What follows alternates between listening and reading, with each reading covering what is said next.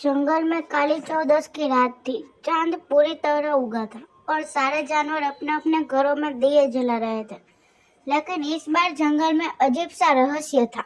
कोई भूतिया मेले जैसा जगह बना रहा था जहाँ किसी की हंसी और चीखें अचानक गायब हो जाती थी। बंदर बजरंगी ने देखा कि रास्ते में धुंध जैसी चीज चल रही है। लोमड़ी बोली, अरे ये तो भूत है, मैं डर के भाग जाऊंगी। बंदर हंसा, डर मत, यहाँ जंगल का काली चौदस का मजा है। लेकिन तभी एक अजीब हवा चली और पेड़ की शाखाएं हिलने लगी।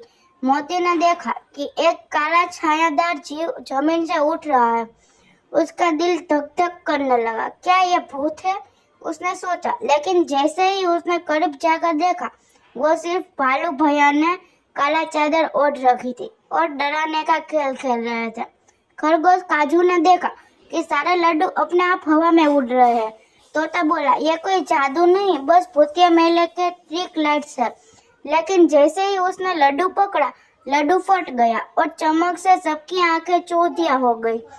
जैसे ही सब डर और हंसी के बीच थे, हु हु हु, कौन मेरी काली चौदस की रात में हलचल कर रहा है?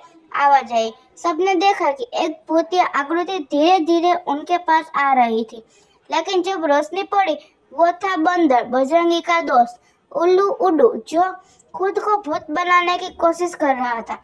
सब जानवर हंसी और चौक के बीच मिठाई खाते, पटाखे जलाते और नाचते रहे। काली चौदस की रात खत्म हुई, लेकिन जंगल भूतिया मस्ती और हंसी की गूंज से भर गया।